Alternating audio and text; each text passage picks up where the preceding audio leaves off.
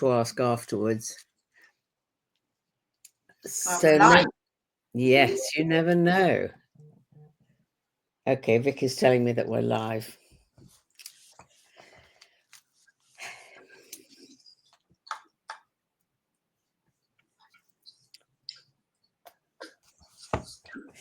Monique, hello. Lovely to meet you. And before we actually kick off today, I want to apologize both to you and to everybody else who was intending to listen to you a couple of weeks ago and got cancelled very much at the last minute. Just to let everybody know, the reason it was cancelled was 100% my fault. I was out walking my dogs that morning, and one of them decided that she wanted to chase rabbits, and I lost her. And as everybody who knows me well knows, that my dogs are kind of important to me. And just to let everybody know, I did find her, but it took me 24 hours. And that 24 hours was a very, very unhappy me. I think I aged 10 years in about 24 hours. But thank goodness somebody did find her, and she'd been trapped in a bush overnight. And I have to say, a bit scary for her, because the temperature was -4 where she was that night. So it was a bit scary. So, Monique, I'm sorry I let you down very much at short notice. And you were kind enough to say, okay, you'd do it today instead. So I want to say thank you for that. Don't worry, Penny. Completely understand. Thank you. Let me all say to you, and I'm never very good on timing, but I first met Monique, and it must be about 30 years ago. It is a very long time ago. I Penny, think you're aging me now. I'm aging me more. But it was a very long time ago. In fact, I don't think you were even married at the time. I wasn't. I was still at Comet, so it was before the year 2000. Oh, wow. So it really is going back a long way. And we got to know each other through the program. It's funny, actually, Monique, because when I look back, I think, was the program as good as I believe it is today? And I will ask you that at some point during the program, because I personally think it probably wasn't, because we didn't know it well enough to really understand the learning you could take from it. It was sort of the beginning of the journey that you met us. And ever since then, we've worked with you in different companies, and you've trusted us enough to do that. But whereas I know a bit about you, there's a lot about you I don't know. And I think I'd really love to kick off with you sharing with people who you are, your journey. And I would like to say to anybody who's listening live today, I know a lot of people watch it later, if you have any questions or comments that you would like to ask Monique, please do put them up here. And we will ask them of Monique while we have the opportunity to be spending some time with her. So, Monique, over to you and welcome. Thank you, Penny. Right, so who am I? I'm Monique Carter. I'm the Chief People Officer at Anglo American. I am married to Peter. We have a 15-year-old daughter, Kitty, who keeps us on our toes. And I am a leader who has always worked in people, a leader that wants to make a difference. And so I seem to be attracted to very challenging companies where something big needs to be done, and that's where I really think I can make a difference. I'm not the sort of leader that would join a company where everything's perfect, because I'm not sure what I'd do all day. But you know, what's important to me is making a difference, challenging work, making sure that I've made good choices also for my family, and we will probably get into this, but you know, we made the decision a long time ago. So Penny, you said you'd known me 30 years, but so quite soon after that I met my husband, and I'm just trying to think when this was, in 2007 we went off to live and work in Singapore, and when we were there, we got our daughter. You know, when I was about to go on maternity leave, I was in Singapore with ICI. When I was about to go on maternity leave, ICI was acquired by Anglo American, which meant that my assignment wasn't going to be back to London, because the ICI business in London was well, no more. So the paints business in the UK still continued, but the headquarters of ICI closed. And so my next option from a career perspective was to move to Anglo Nobel in the Netherlands. At that point, we decided, my husband and I, that he was going to take a year off and look after our daughter. You know, moving to a new company, well, being acquired by a new country, also being first-time parents, we thought somebody should stay at home and look after this child. And here we are. She's 15 years later. He hasn't gone back to his career and paid work. And I say it like that rather deliberately, because he works very hard, because you know, after my stint in the Netherlands, I think I was there 5 years, came back to the UK, joined GKN. GKN was taken over by Melrose. I then moved to Denmark to work for Novo Nordisk, and of course, you know, my husband and family have been following me around the world. I am back in the UK now, but I think, you know, in terms of what's important to me is making sure that, you know, from a personal perspective, we've got, you know, the right balance and the right sort of choices, so that we can have a good life. And of course, you know,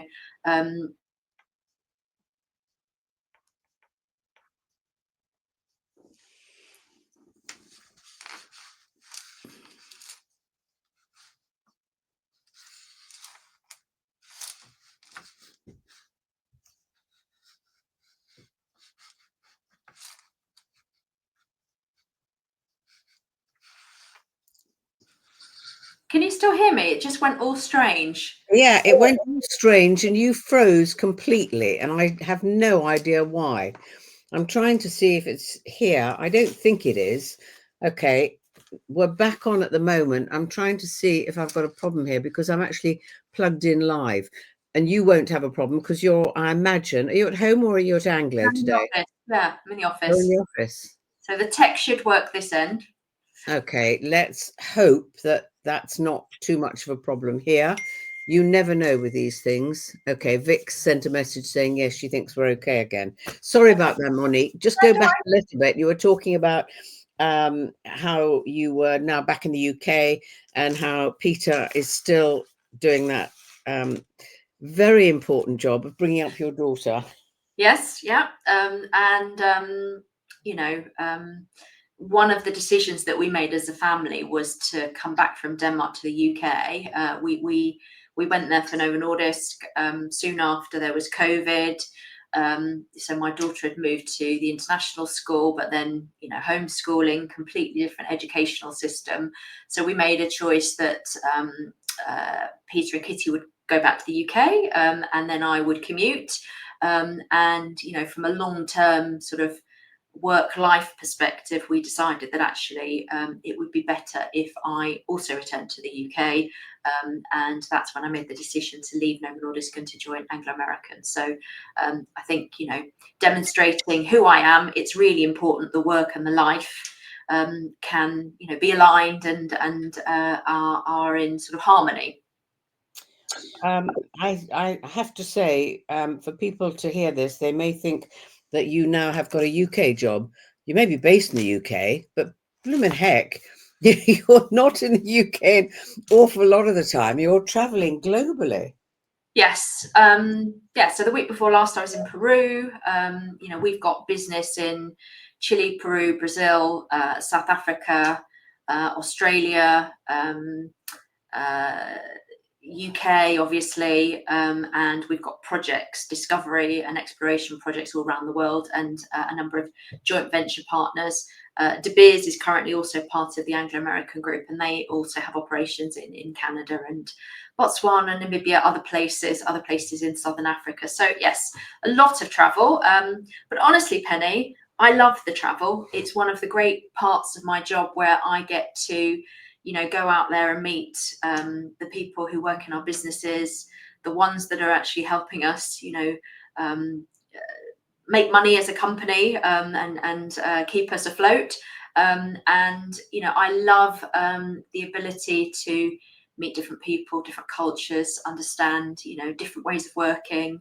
That's one of the big decisions I made from a career perspective to leave Comet all those years ago when I first met you and join ICI, because I wanted to work globally, and I'm just really curious and interested in different people, different cultures, and different ways of working. And that's part and parcel of why I've joined such large organizations, and obviously going from ICI to then Anglo Nobel, GKN, Novo Nordisk, and now Anglo American. For the last sort of 25 years I've been working internationally.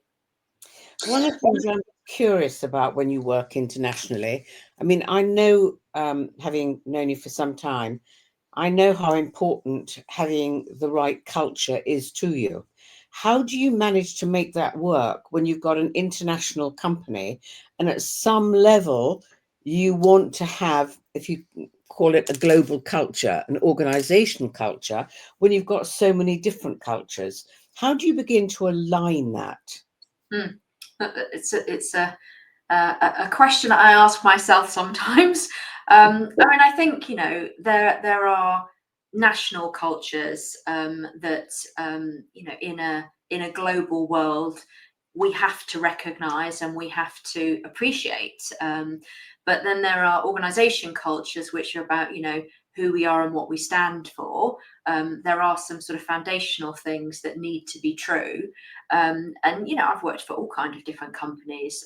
So retail, chemicals, engineering, pharmaceuticals, now in mining. The cultures are different, in terms of how you make your money, how much money you make, different country geographical footprints also impact the overall company culture. What's important to me is the core values of the company, what they believe in and how they do business. And I'm attracted to companies who have clarity that they want to do business, but they want to do it in the right way. And then company culture, I think all companies in the end need to be successful. So they need to be able to turn a profit so that they can continue to do their business. And then, my job is a lot about trying to find what's the bridge between delivering that, but doing it in a good, engaging way that gets the best from people, and makes it a great place to work. How you do that in different sectors, but with also different sort of geographical footprint of those companies is really important.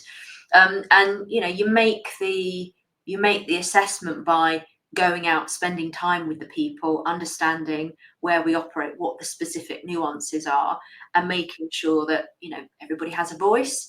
There is the possibility for people to put their own sort of fingerprint on things and not create completely different cultures, but to tailor it and make it feel that it's their own in whatever location that they're in. I've worked in some companies, like Novo Nordisk is probably quite a good example of this. Well, whilst it's an international company, the heritage is Danish, and you can feel that in all corners of the world. Whether you're in Africa or Asia or Europe, you can feel that sort of Scandinavian culture in the company. Anglo American is a global company, but our roots are in South Africa, and so that sort of desire to have good representation and to do things in the right way. It started in the beginning of the company, and it's something that I actually think people feel proud of, and that's also what gives companies their own individual identity and colour, and what makes it fun to work here. Yeah, it is interesting, this, because I was just thinking when you were talking, I don't think you've met him, although he has now run a program within Anglo. I think you met him online, Nigel Parkinson. Yeah, I did meet him online. Yeah, so he when he rolled it out in when he was MD of the Marine Division of Caterpillar, and he trained himself as a trainer with 3 of his directors. And I remember him saying to me at the time, because they were taking it out, they were global, they were taking it out to Asia, to Australia, to Malaysia, to Singapore, all of these, and China. And he said to me, Pen, how well does your program work? And I said, I haven't got a clue. And we literally didn't know at all, because you've got so many different, almost, I don't know if it's the right word, but caste systems and everything in China, in India, and all these places. And we were nervous. We thought, is going to bringing leadership in here going to be uncomfortable for people? And Nigel turned around afterwards and said, we found it almost more successful in China than anywhere else. And I thought that was fascinating. And you know, and I know that a very large part of the time, any company that you go into, especially when you have tough times, like when COVID hit and everything, the style becomes much more management, much more management. And there's a lot of what you might call even dictatorial management. To some reason, it may be that it's entirely appropriate for a certain length of time. But how easy do you think it is to get a common culture if the style is predominantly management? I think it can work, but it's probably not sustainable, and that's probably the best way to answer it. Because when people are stressed and the house is on fire, something needs to change. You need somebody to take control. If you think about, think about a fire. Somebody's got to be in control and direct people to keep them safe.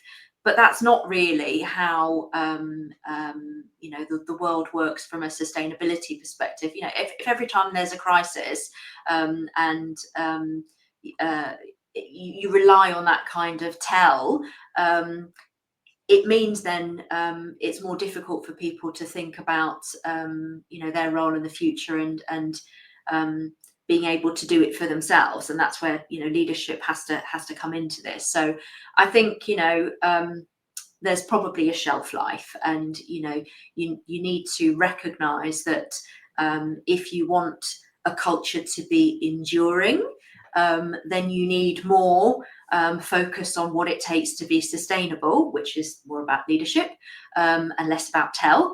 Then if there's a crisis and the house is on fire and something needs to happen now.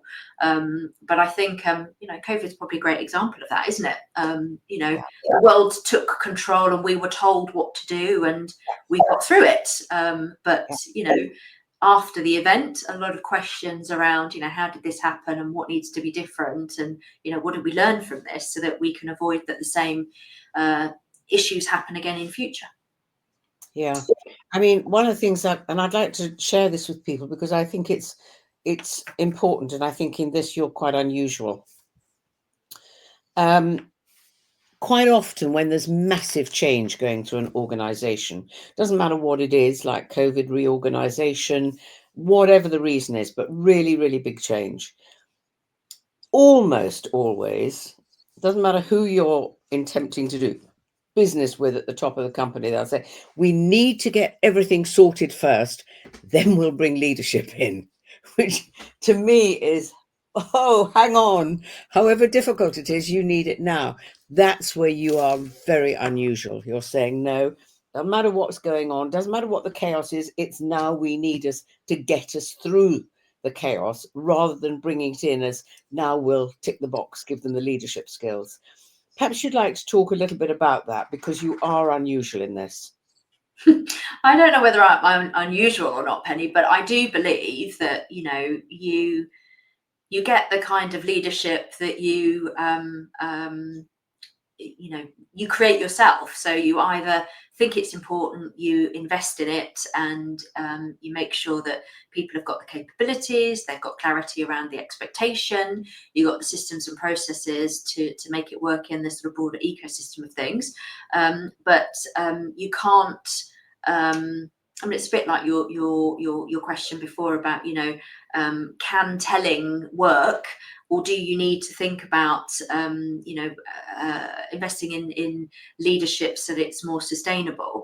I mean, I think that's the answer, that you if you only think about leadership after the event, after you've told people what to do, then people won't have the capabilities to be able to then know how to lead after the event. So you have to think about all of these things in a very joined up way. So we're trying to build an ecosystem where we're thinking about specific things which are more, it needs to be like this. We've made specific choices, are either from a sort of portfolio perspective or a strategy perspective, and now we need to execute. But at the same time, we're also focusing on how do you build capability of leaders? How do you build, capability on, feedback, coaching, setting expectations, having performance conversations, all of those bread and butter things that leaders need to be able to do. But more than that, how do you also create the right kind of conditions where people can deliver their best and thrive? And then that's more about being clear on what do you stand for, what are your beliefs, what are the values, how do we do business, how do we treat people, and I think there's some good lessons in this. I think if you think about one of our core values is about care and respect, and actually that's a kind of consistent thing in the companies that I've chosen to work for, that we want to do things in the right way. But I do think in the context of performance management and performance leadership, there is a misconception that being caring and respecting means that we're not straightforward, we're not transparent, we don't give tough feedback, we don't give corrective feedback. And my response to that is, it's not okay that the first time somebody understands that this is really serious is the day that you then sit down with them and say, I'm sorry, it's not working out here, you don't have a role, we're now having a farewell conversation. That's not caring and respectful. And so really trying to make the connections between the what and the how, and demonstrating to leaders, all colleagues, the whole organization, how these things fit together. It's not separate, it's part and parcel of how we need to be and how we need to behave, how we need to lead, what we need to deliver to be successful. So it's a bit like some of your models about responsibility and choice, but also clarity on being clear on what's important to us. And if people understand how these things need to work together, they can choose to play their role. They can choose to lean in and make sure that they're clear on what's expected, and they're sort of polishing their skills and trying to get better. They can also lean in and think about the team, and getting people who understand what's required from every individual, because that's also part of culture, isn't it? Everybody needs to show up. I don't create the culture by myself. Everybody has to play their role, and that's also about responsibility, isn't it? Choose to be in that or choose to be somewhere else. Yes, it's very easy. I think all that's so interesting, and it's very easy to blame the organization for the culture. I can still remember years ago doing some work with a sort of a whole top group of about 50 people, and a lot of the discussions were how the culture didn't support them. And I heard this going on through all the discussion. This was before I was getting on to do my bit. And I remember getting up. It was when Paul Stobart was the CEO. And he says he remembers it to this day. I got up and I said, I've heard you all saying that you'd like to do X, Y, Z, but the culture doesn't support you. And I stood in front of them and I said, you are the bloody culture. And he said, you said it with such force. I said, that's how you are choosing to behave to create the culture. It's not the organization. It's not an amorphous nothing. You are the culture. So what are you going to do differently? He says he still remembers. And it's true. But people so often just blame the organization. And actually, one of the things, thinking about that I'd like to ask you, How often when you go into an organization do you actually find that a lot of the processes and systems actually do not support leadership behavior? So let me give you a little example what I mean here. Some of the companies that we've worked with have put in more and more and more systems around safety, more and more systems, and they still have problems. For me, it's not about the systems, it's a leadership issue. And they don't even think of it as a leadership issue. And they keep putting in more systems. So when you go into an organization, you, I know, absolutely believe in leadership. And you do your damnedest to walk the talk, even under impossible circumstances. But you do your damnedest to do it. But how often, sorry about this, you can Company. wait, let me just let them out. Hold on. Go on, out you go. Out. Nothing like having a bit of distraction in the webinar. How often do you go into an organization and look at the systems and think, this is the culture I want, but actually the systems that are in here are taking responsibility away from people and are not supporting the culture that we want? Often, Penny. I mean, I think, big organizations, in particular global ones, where there are different nuances about national cultures, as sort of we've alluded to, and also cultures that are trying to manage sort of governance and making sure that companies can't be criticized for not having the right kind of checks and balances to ensure safety is a good example. But I think my feeling on this is it's a little bit lazy leadership to put policies in place to create rules to manage the exceptions, to manage the few, rather than policies that are the right ones, the pragmatic ones. Because we will need policies and procedures because we're global organisations and that we've got to be able to keep people safe. But not enough attention is paid to the role of leadership in all of this. When the leadership responsibility is clear and when leadership choice is clear, I think organisations find that it is possible to operate safely, responsibly, in a way that also delivers good checks and balances from a governance perspective, without having rules for every single thing, policies for every single thing, everything that somebody might think of. I think what that does is it encourages people not to think for themselves, not to take responsibility, not to question, is this the right intention of what the rule or the policy or the process was all about. So there needs to be a better balance, but that only happens when people understand leadership and their own specific role and choice in how they show up. And when those things are aligned, I think it makes for a much happier marriage. Yeah, it's the thing that I find almost quite scary about this country, because they keep bringing in more and more things to prevent us behaving certain ways, to try and force us to behave in other ways. We're actually almost teaching people in this country from a very young age how not to be responsible, but have the government direct us. And I think that's very sad and very scary. But anyway, I don't know what you think about that, but it makes me quite twitchy. I feel I'm bringing my grandchildren into a tougher world. I think so. But, I think often these things go in cycles and, it might go, it's a bit like your pendulum. I can't remember what the specific model is, but, when it goes too far one way and something that needs to happen before it swings back the other way and sort of settles more in a a balanced way. Yeah, interesting.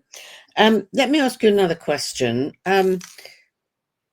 As you know, at the age of 50 was when I got an awful lot of things all happening at once in my life. And it gave me the massive wake-up call, I need to do something different. So it had sort of drifted along and I'd made similar mistake again and again. But then, of course, everything happening all at once at 50 gave me a wake-up call and got me to think differently. Have you had experiences in your life where it's suddenly been something quite major has hit you and you've had to begin to think, well, differently, and begin to think, I really need to focus my life in the way I want it to be? Absolutely. So when I was, I think I was about 37, Kitty was about 18 months old. We were living in the Netherlands. My husband had given up his job to stay home with her. As I said, it was originally for a year, but she's now 15 and he's still at home. But when I was 37, I got breast cancer. And we were in the Netherlands, you know, our family wasn't there, different country, different language, different healthcare system, trying to sort of understand that. And for all intents and purposes, it was a different company because I joined ICI, as you know, in London, and then my return ticket back to Europe was, you know, with Anglo American, because ICI was acquired by Anglo American, and that's how I ended up in the Netherlands. You know, for a while I was really quite ill, and I know I wasn't myself because the conversations I was having with my husband was, you know, maybe I'm working too hard and that's why this has happened to me. I think maybe I'll stay at home and you need to go back to work now, and you know, life is going to be different. You know, we'll go back to the UK, and you know, we will move somewhere a bit more in the country, and you know, have a different kind of life. And you know, I smile and sort of joke about this now because I mean, I was not myself, and I really was thinking, you know, this has happened to me because, you know, I've been pushing too hard from a career perspective. I've been, you know, doing too much. I haven't been focusing enough on the kind of work-life balance piece. You know, maybe this is my fault. You know, it's kind of interesting because when I became well again, so, you know, I'd had chemotherapy, radiotherapy, I'd had surgery, I was, you know, I'd had reconstruction, I was, you know, getting back to normal, getting back to coming back to work. You know, I knew I was well because actually the conversation was a different one. It wasn't a kind of role reversal thing again where Pete would go to work and then I would stay at home. It was, well, I'm coming back to work because I feel well, and now is the time to make a decision about what role, what company I want to work for, where, you know, if I don't know what tomorrow looks like, what the future holds, whether I'm going to have a long life, a short life, a healthy life or not, I need to make a choice from a career perspective and a work perspective that I'm going to do work that really matters, that I can really make a difference in. And it was funny because when I was due to go back to work at Anglo American, they wanted me to come back, but they wanted me to take a bit of a sideways move because, well, a couple of reasons. I think they were trying to take care of me and make sure that I had a bit of an easier job to sort of ease back into to work. And secondly, because, you know, all organisations change, and while I'd been off, they'd hired somebody to sort of look after my area who had done a great job, and they wanted to keep her. So, you know, I remember having conversations with them to say, well, actually, that's not really what I want to be doing. That's not what I had in mind.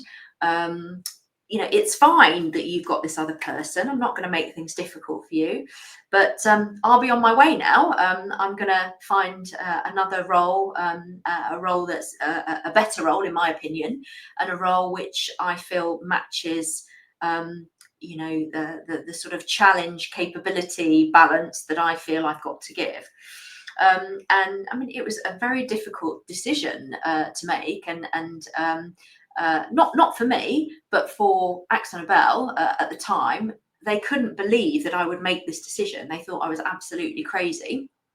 and in a very sort of Dutch way, they tried to get me to sort of have a mediation to come back and to convince me why I was wrong and why this was the best possible option for me. And I mean, there was no hard feelings, and I've got some great friends in Anglo American still today. But I went on to go and work at GChem, where I became the group HR director.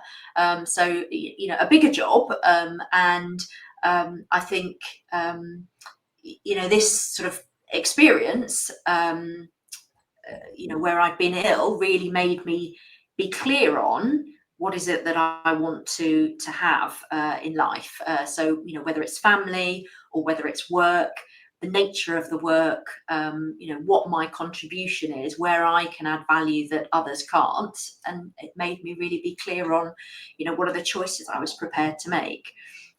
So part of that choice was also, actually, I wanted to go back to the UK. I wanted to be closer to family. I wanted my daughter, who was 5 at that stage, by the time I was ready to go back to the UK, or coming up to 5, to be back in the UK sort of school system. And so probably without that life experience, maybe I wouldn't be so clear on, this is the sort of work I want to do. I want to do change. I want to do work on culture and transformation, because that's where I think I can add value. See, I think that's so wonderful, to be able to become clear about what's right for you in life. I'd be interested to know what you'd say to people who, let's face it, we come across in all organizations. They're in a role, and they're in a role because they're getting paid. They're probably getting paid well. They don't spend the time to find out what they really want. They're not particularly happy. They don't wake up in the morning saying, oh, great, I'm going to work for this company where I can, whatever it is, make a difference. And they stay there purely for the money.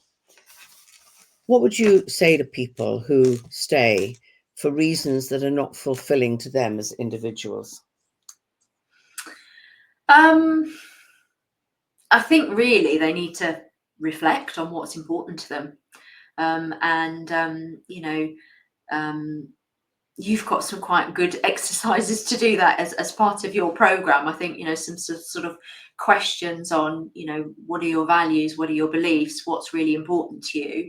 What's your aspiration? And then really getting people to think about, what's the thing that's standing in the way? Often it's us as individuals. It's beliefs that we've created. It may not be truth. It is a perceived belief that they don't have a choice in this, and I think I'm really clear. I have a choice, and everybody has a choice. And you can choose that the money is more important in this particular example than all of the other things that could be deciding factors in whether you decide to change job, change company, retrain, have a different life. All of these are choices, but then it depends what's important to you. So having that ability to be self-reflective and to be clear on what are the things that are important, what are the things that are non-negotiable, versus what are the things that actually maybe you need to think about differently, are really, really clear. And a lot of people, I don't think have, certainly in my experience, had that conversation with themselves, if you see what I mean. So until something bigger happens, it's often easier to just sort of drift along and think, well, this is just the way life is.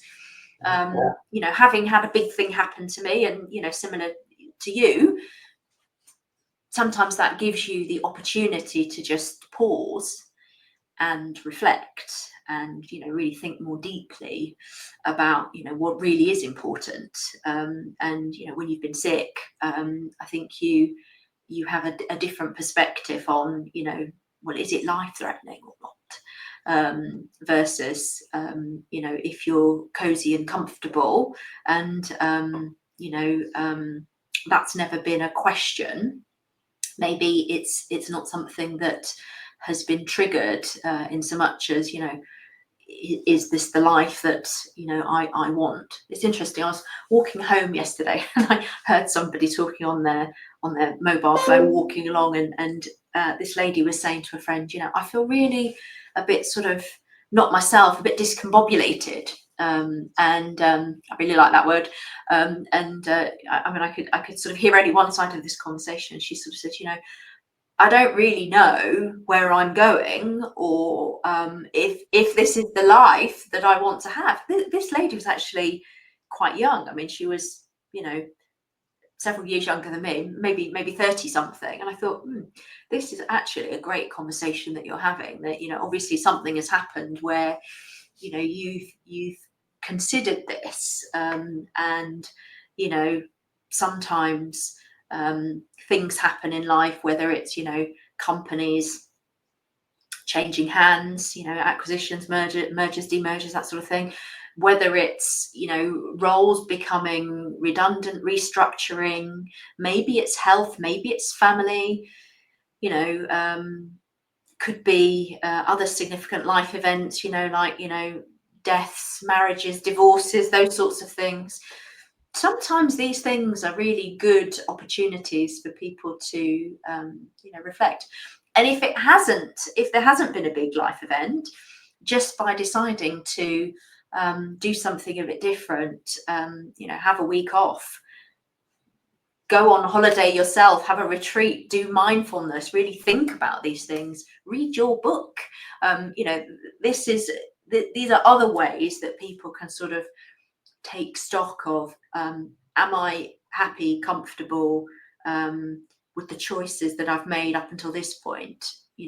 Would I consider that maybe there are other things that are important that I haven't prioritized, I haven't made choices actively about?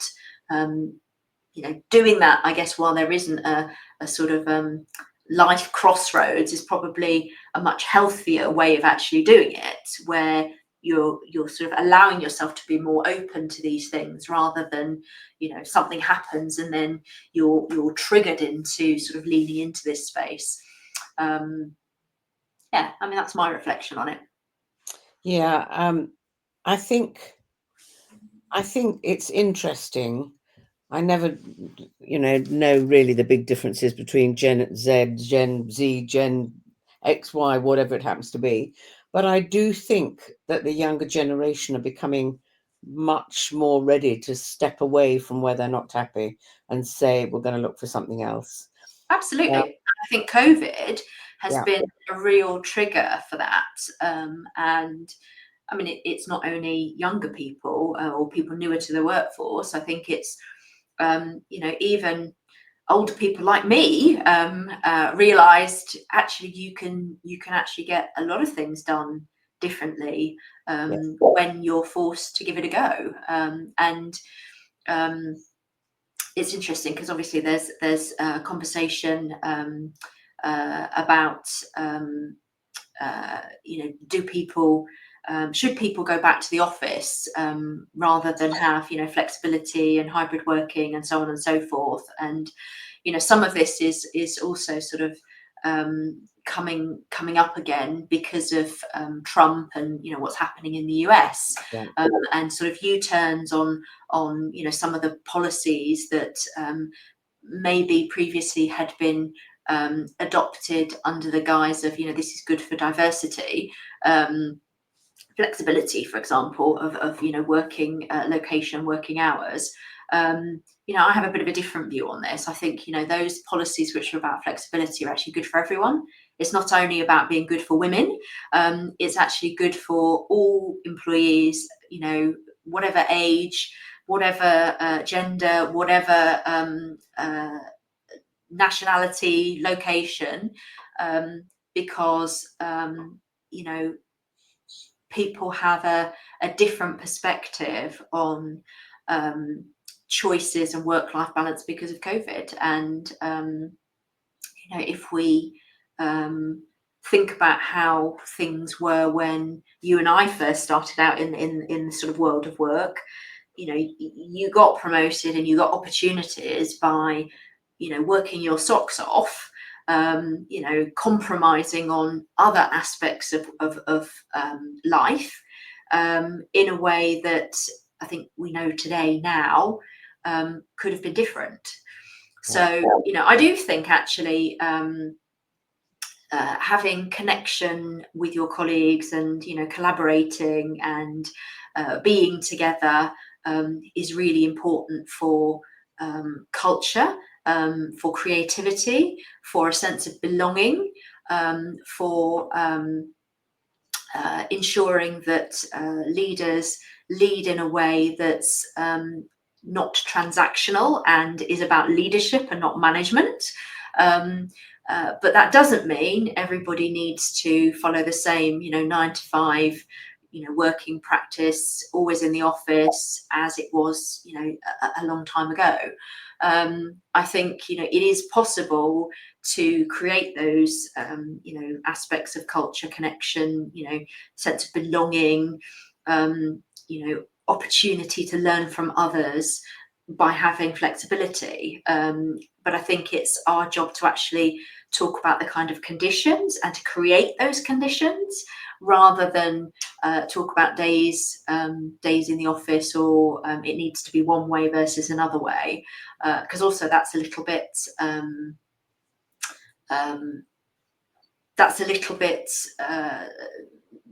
how would you, blind to the fact that, you know, we operate in a world that's, you know, got different time zones. We've got, you know, different working days in different parts of the world. We've got different holidays based on, you know, different national cultures, and you know, whether it's, you know, Independence Days or other important days in calendars in different countries. That means that we've got to be a bit more flexible, because, you know, we're living in a global world where we need businesses to be able to operate that way. So, you know, trying to force a different way, I think, is a little bit you know, deaf to other things that we expect. And, you know, I think if you want people to feel empowered and to go beyond, the better way of doing that is to make it exciting and people want to be part of that. And you know, when you have that, people give you goodwill. They give you, you know, discretionary effort. And then that's not about clocking in and clocking out. That's about, you know, people wanting to contribute and be part of something bigger. And, you know, for me, that's the bigger prize. That's really what I'm interested in. And that's what I think is so exciting about, you know, culture and change, and, you know, really trying to get everybody to, you know, be part of that sort of proposition. So yeah, that's kind of what I think about that. Yeah, you use that word excitement, and I think that for people to come in and be excited at work, excited about the opportunities, my personal belief is that you aren't going to get that if the style is largely management and not leadership. Yeah. That's my personal opinion.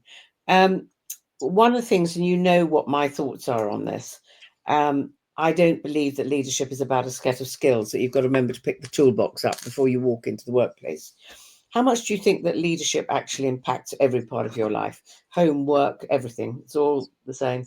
Yeah, I think it is all the same. It's all connected. And, you know, if I reflect on my sort of role of being a parent, I mean, you and I have had conversations about children. You know, telling doesn't work. It doesn't work. You know, you need to create individuals that, you know, can navigate the world themselves. And, you know, that is about leadership. And, you know, if I think about, you know, other important people in my life, family members, you know, the things that they get irritated or upset about are when it's about, you know, somebody told me to do something, where people feel that like they have no control, and they have no sort of free will, I think, you know, that's why we have problems all around the world. You know, if you think about politics and, you know, what's happening in the world today, because, you know, few people seem to be in control, and, you know, that then creates all kind of knock-on effects everywhere else. So, you know, leadership wins in my book. Yeah.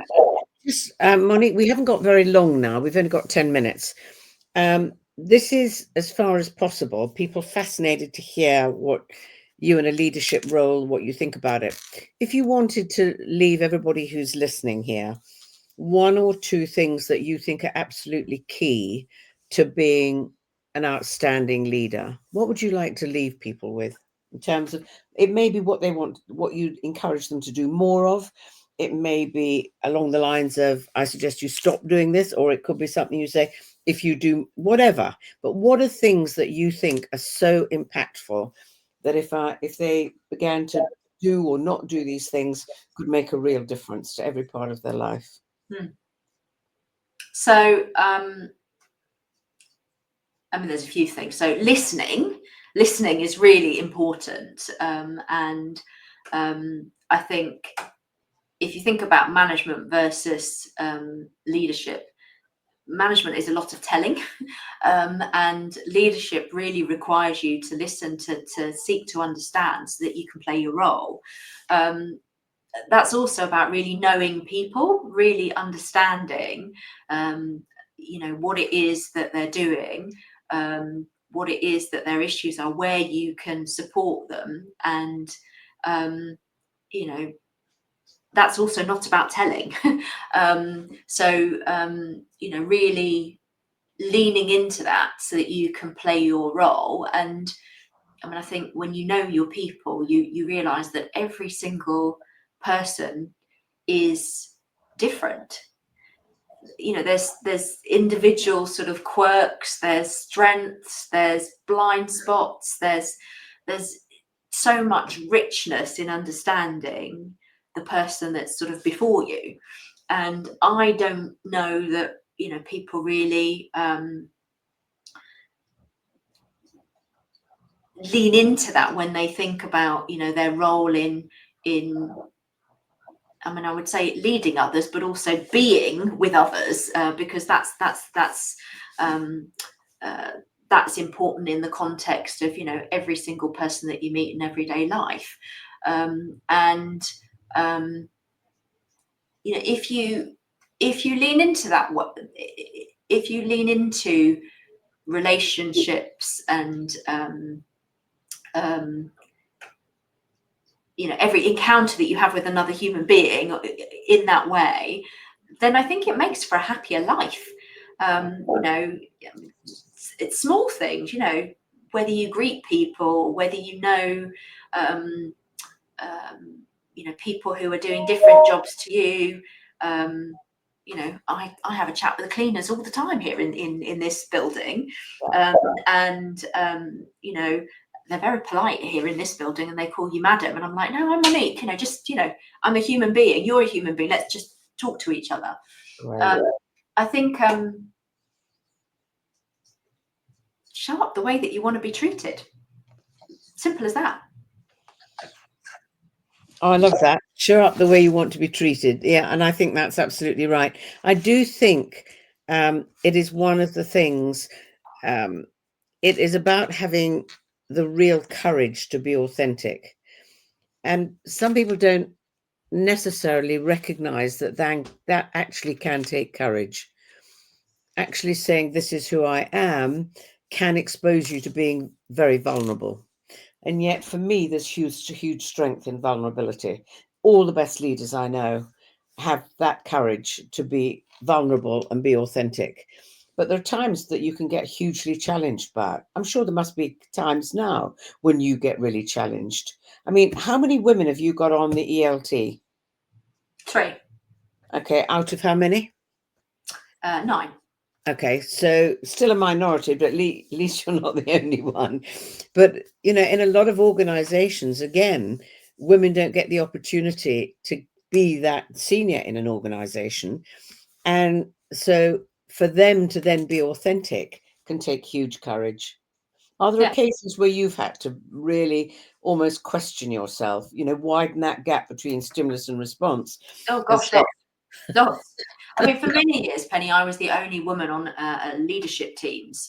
And, I've had the same experiences that others talk about where, you come up with a question or an idea and nobody listens. And then, 10 minutes later, one of the guys comes up with the same question or comment, and all of a sudden it's a brilliant idea. And you sort of think, could you not hear me?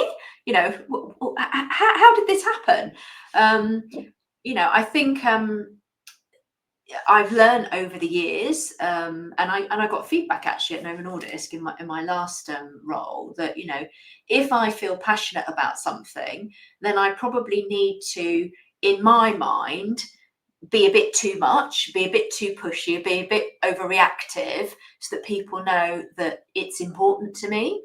And that takes courage and it takes a bit of self-belief, because I'm actually quite a calm person. I very rarely lose it. I'm not that sort of person that's banging on the table and shouting and screaming. That's just not me. But there does come a time where you have to sort of recognize that if you really want to be heard, you also need to really push it when it's important to you. And so, having the courage and the conviction to stand up for what you believe in, I think is really important. And on a lot of occasions where I'm talking about culture and behaviours and leadership, there's also counter voices talking about systems, processes, policies, fixing it that way rather than peeling it back and thinking about what's the root cause of this, and really tackling some of the more fundamental things. I've